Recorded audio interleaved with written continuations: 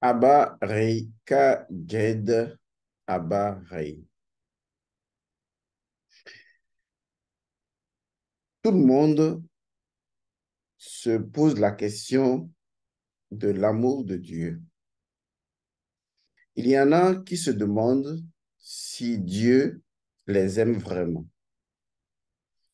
Lorsque l'on regarde son existence, sa vie manifestée, lorsque l'on remarque l'imbroglio des événements qui se déroulent dans sa vie, les conflits par-ci, par-là, et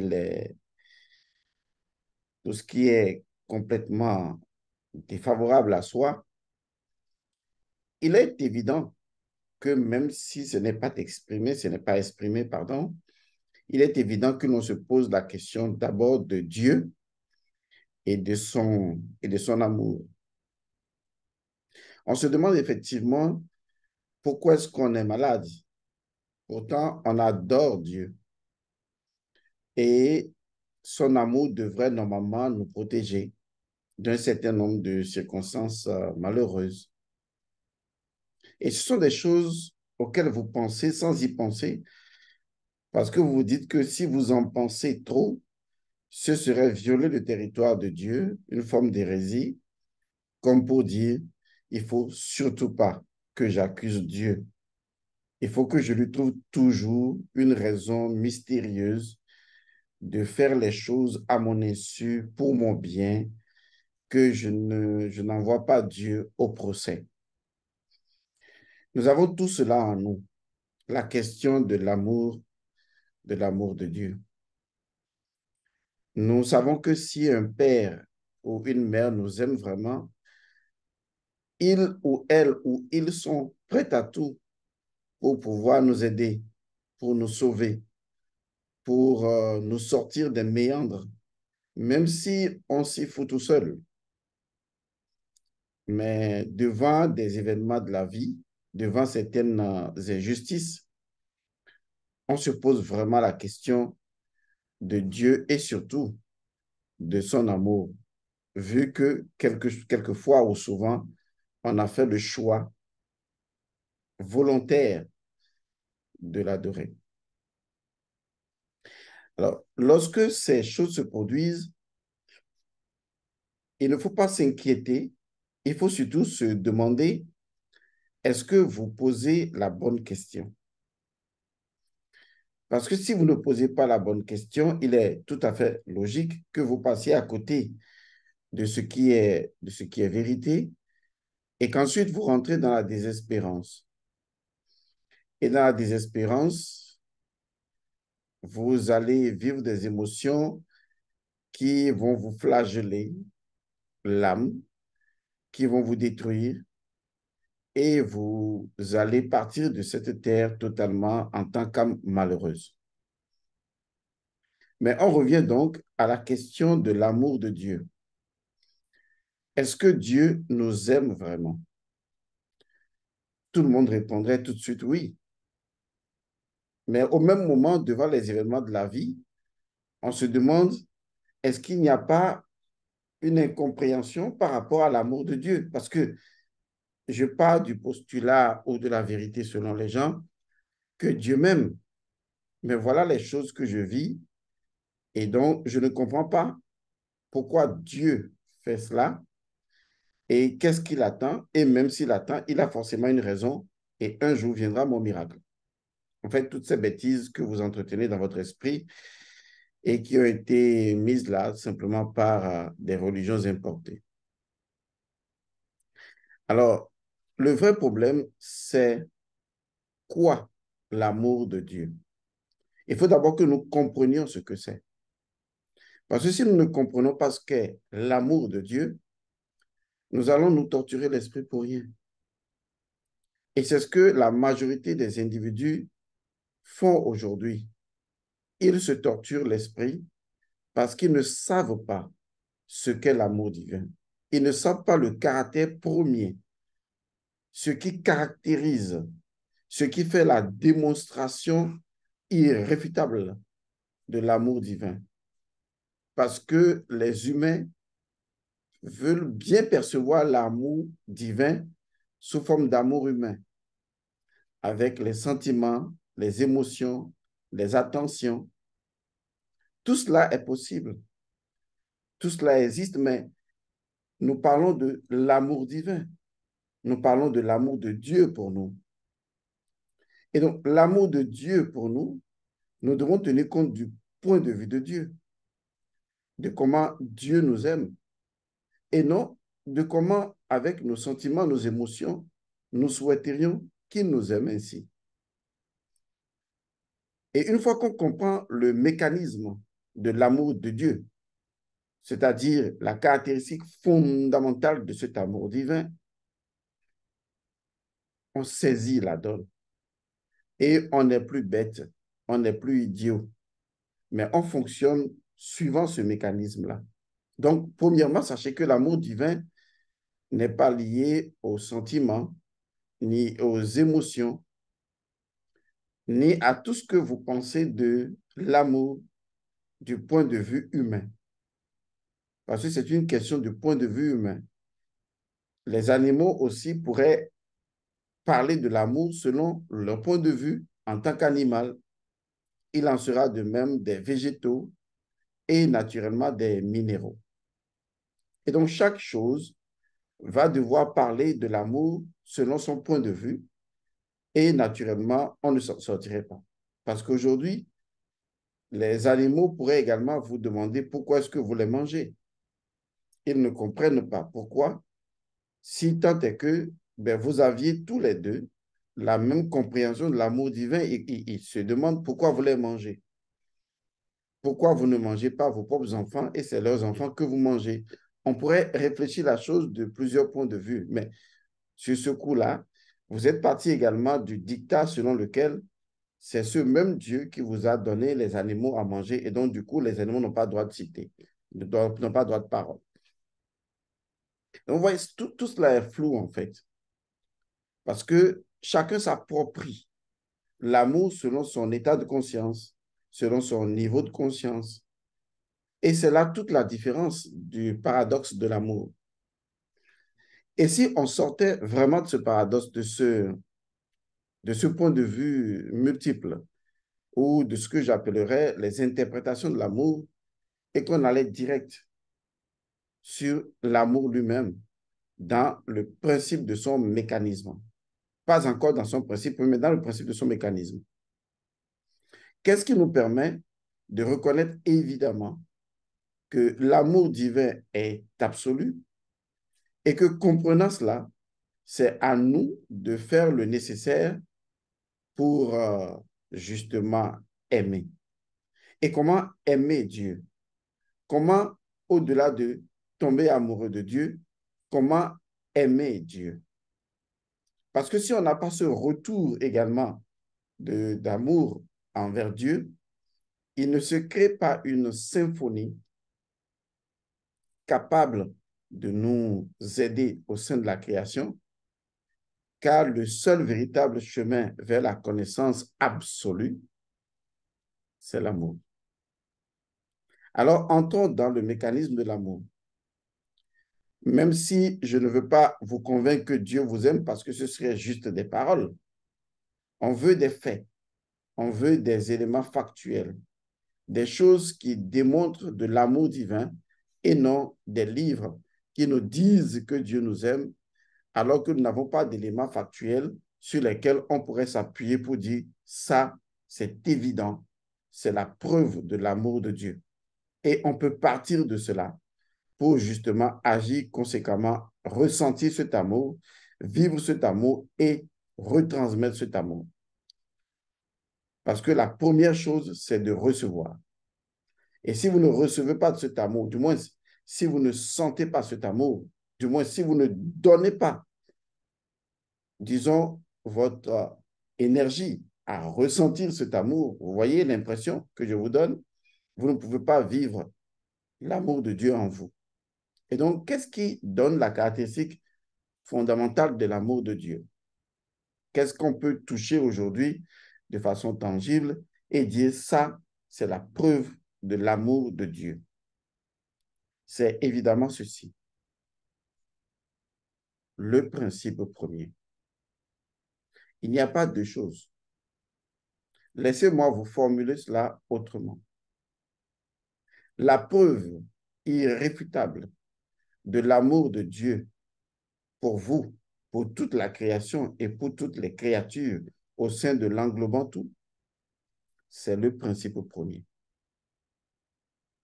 Peut-être que, ainsi dit, vous ne comprenez toujours pas. Je vais le dire autrement. L'amour signifie que vous êtes dans une instance d'unité et vous partagez quelque chose d'unique, quelque chose qui ne ressemble à rien d'autre et quelque chose qui vous rend naturellement unique.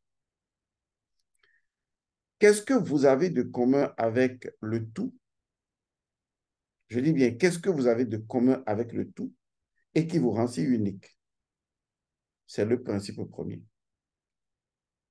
Vous comprenez donc que quand on parle de l'amour divin, on ne parle pas de sentiments, on ne parle pas d'émotions. Tout cela viendra après parce que ce ne sont que des vibrations émises depuis le principe premier. Mais la preuve tangible, la démonstration élémentaire au sein de la masse de l'amour divin, c'est la nécessité du principe premier, la nécessité des principes premiers. Je vais vous le dire également d'une autre façon. Tout ce qui existe, chaque chose qui existe, existe de par son principe premier. Et le principe premier est la démonstration de l'amour de Dieu. Car c'est ce que nous avons de commun avec le tout et c'est ce qui nous rend uniques comme le tout. Arrêtez de vous poser la question de savoir est-ce que Dieu vous aime? L'amour divin, c'est la nécessité des principes premiers, ici du principe premier. Et donc, le fait même de se poser la question de savoir est-ce que Dieu vous aime est une erreur. C'est comme si la goutte d'eau veut se poser la question de savoir si elle est une eau. C'est une erreur. Ça ne se pose pas cette question. Le fait de vouloir se poser cette question, eh bien, cela crée l'illusion. Parce que la goutte d'eau devra justement s'imaginer être autre chose qu'une goutte d'eau avant de pouvoir arriver à réaliser qu'elle est une goutte d'eau, ce qui ferait un chemin très long. Et pourtant, la vérité est simple. La goutte d'eau est eau, tout comme l'océan.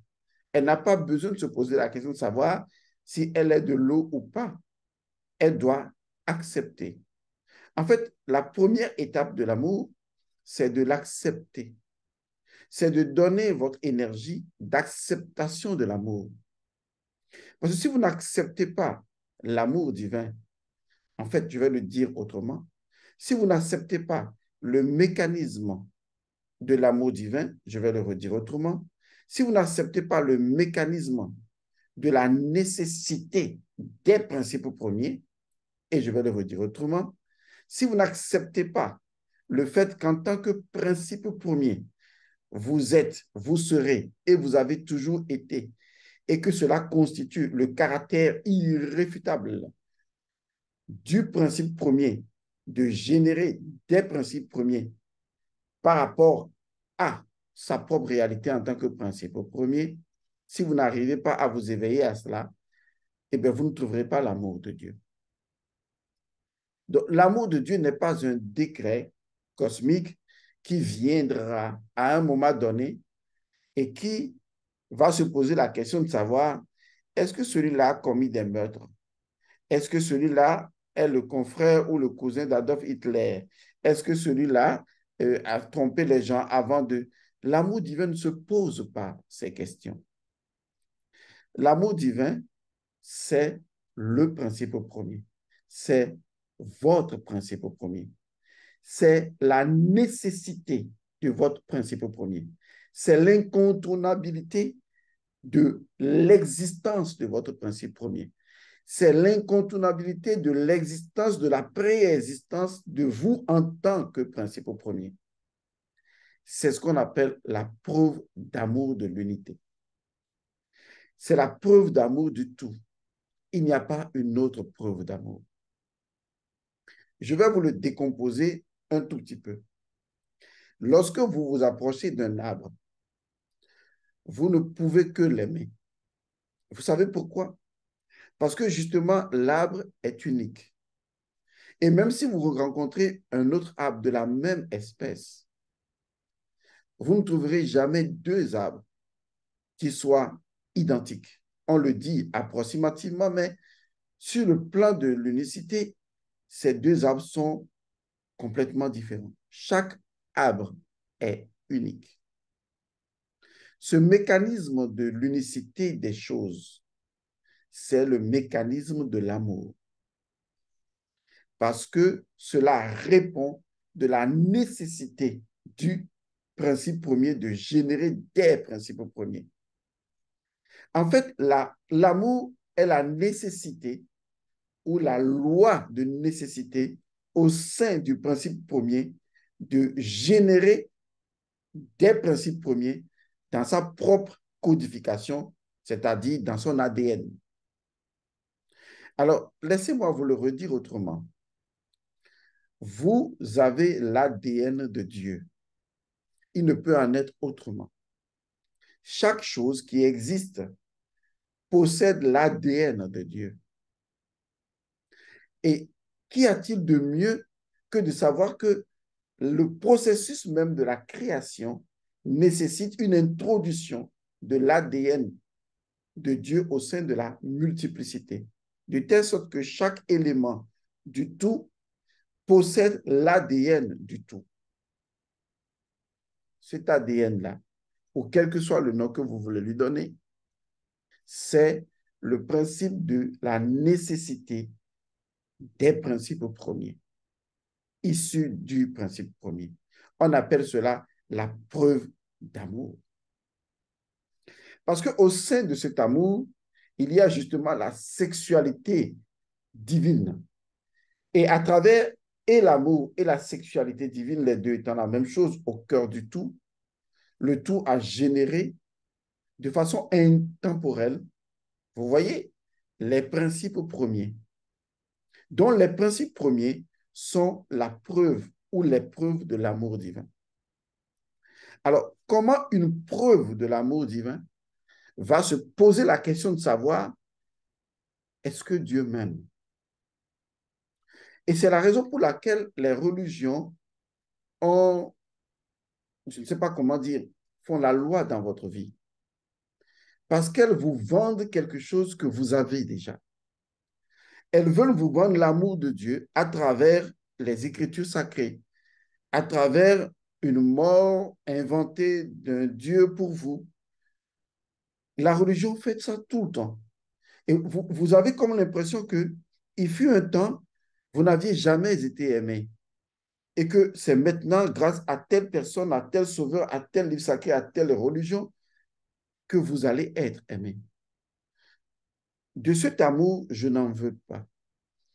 De cet amour qui est conditionné par le fait qu'un fils de Dieu serait mort pour moi, je n'en veux pas.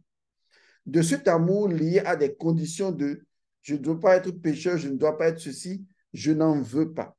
Je ne veux pas d'un Dieu imbécile, assujetti à ses propres perversions et incapable de comprendre que l'amour transcende les perversions. Ce Dieu, je n'en veux pas. Parce que ce que je sais, c'est que et perfection et imperfection s'aiment ensemble. Autrement, il n'y aurait pas de création. Qu'est-ce que vous croyez? Est-ce que vous n'êtes pas étonné, surpris d'être étonné, étonné d'être surpris que l'Esprit divin, avec toute sa magnificence, décide néanmoins d'utiliser un corps limité? Est-ce que ça, ce n'est pas déjà de l'amour? Est-ce que le corps limité, dans sa limitation, est-ce que vous voyez, n'est-il pas déjà pécheur vis-à-vis de l'esprit? Et pourtant, l'esprit l'utilise. Vous savez pourquoi? Parce que le véritable amour ne connaît pas le péché. Parce que le véritable amour transcende le péché.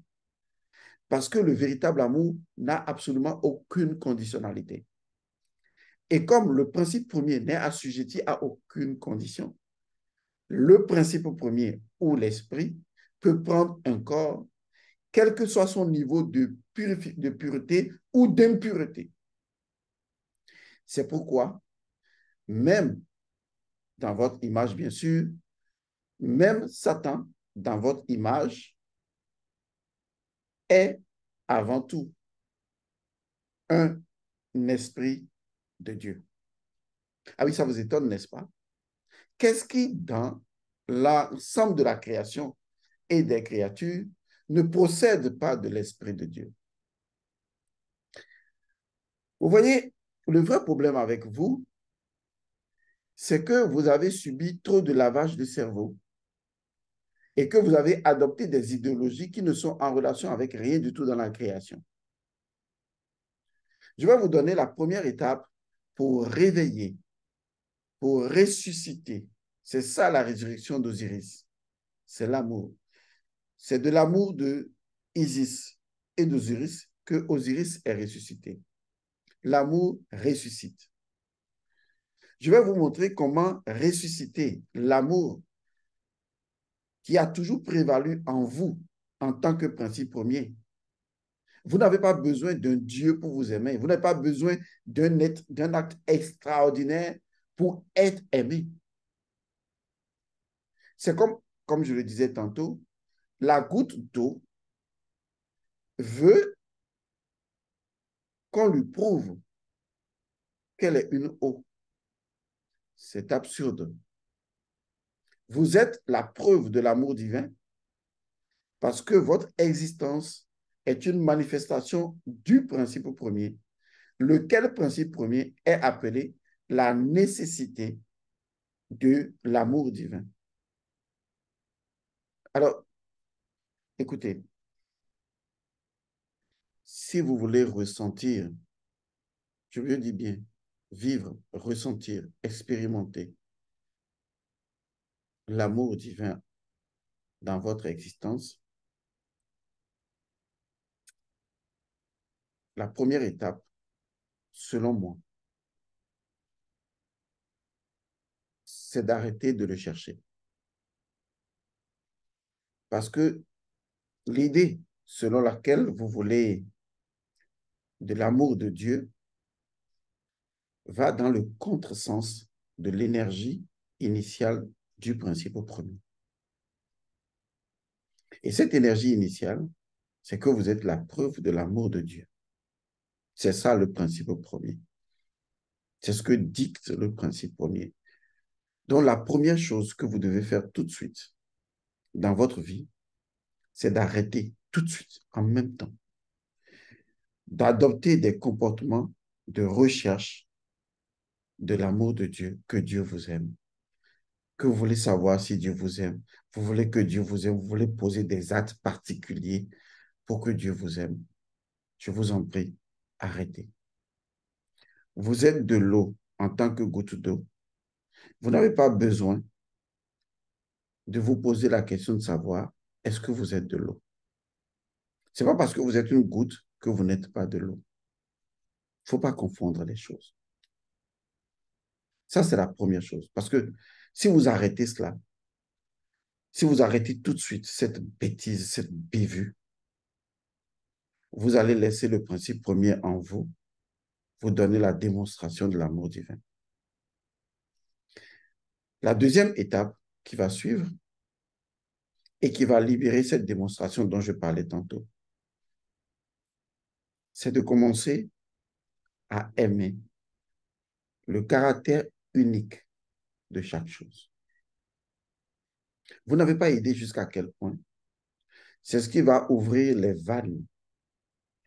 Parce que ce qui est en haut et ce qui est en bas, les deux vont se reconnaître.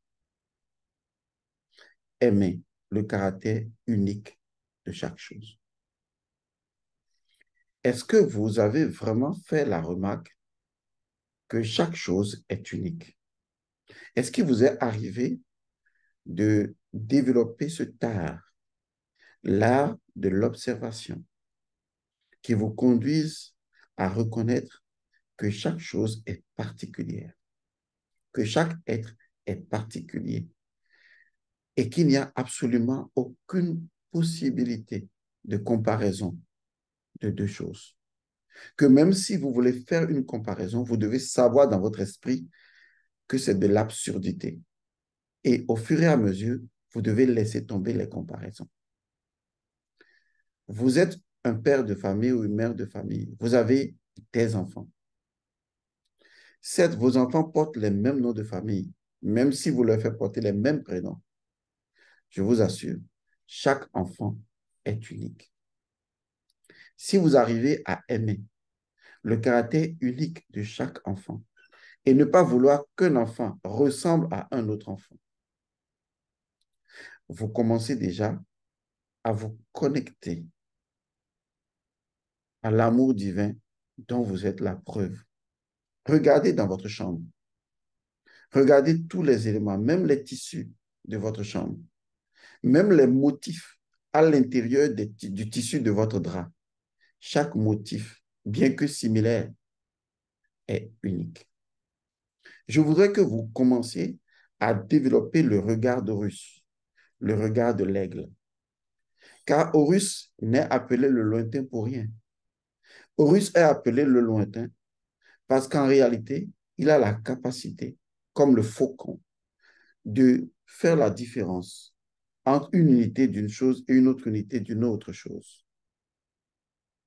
Vous devez être en mesure de reconnaître, de développer la perspicacité et de reconnaître, de voir chaque individu, chaque chose de la création comme étant unique. Et lorsque vous verrez cela, vous allez expérimenter une prochaine étape qui sera extraordinaire et magnifique. C'est l'étape de la vitalité.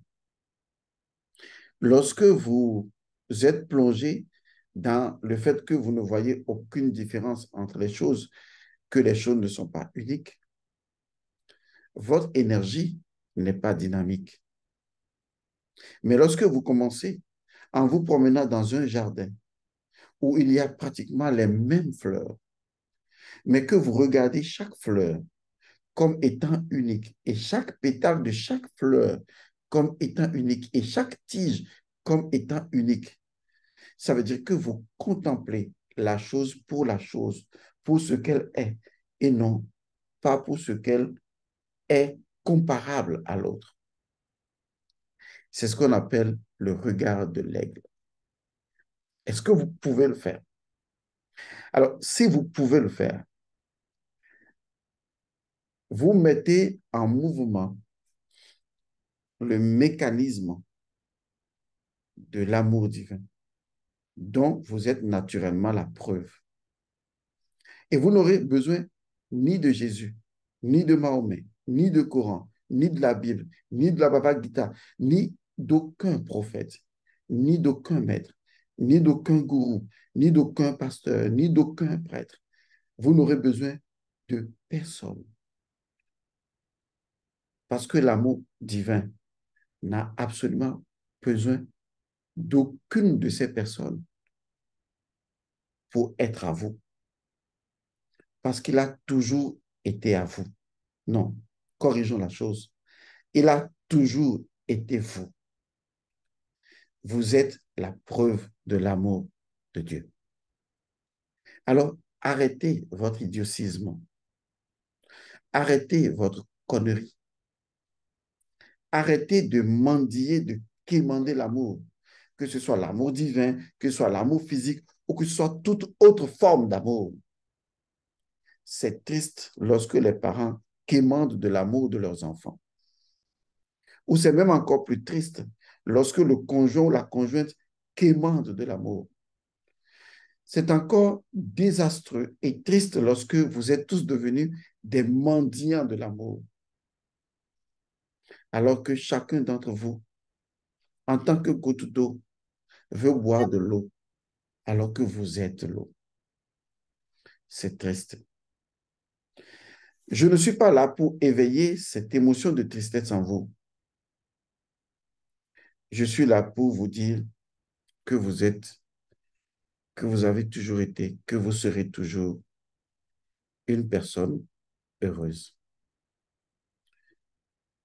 Donc, quand vous posez la question de savoir comment je vais faire pour être heureux, c'est que vous êtes un con. Parce qu'en réalité, vous êtes déjà une personne heureuse.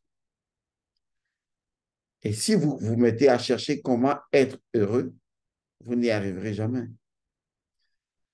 Posez autrement la question et vous verrez qu'en réalité, il ne s'agit pas de se demander comment je vais faire pour être heureux. Mais lorsque cette véritable question sera trouvée, vous réaliserez que c'est le point de départ de être heureux. Aujourd'hui, j'ai partagé avec vous ce principe. J'espère que vous avez compris cela. Je l'espère vraiment. Du fond de mon cœur, je l'espère. Je demande à tous ceux qui suivent cette capsule de bien vouloir s'abonner. Si vous n'êtes pas encore abonné, invitez les autres aussi à s'abonner et partagez, likez surtout les vidéos et évoluons en nombre de personnes abonnées à cette chaîne. Et je vous remercie également d'être présent sur cette chaîne, de vous abonner et d'être avec nous, de commenter, d'apporter votre questionnement, votre intuition, vos points de vue. Tout cela, c'est de l'amour. Alors, qu'est-ce que vous allez faire maintenant? Qu'est-ce que vous allez faire maintenant avec cette masse inouïe, incommensurable de l'énergie d'amour dans laquelle vous êtes en train de flotter en ce moment, comme tout simplement un petit caillou au fond de l'océan? Ah, les humains sont funny, quoi. C'est drôle. Je vous retrouve à bientôt.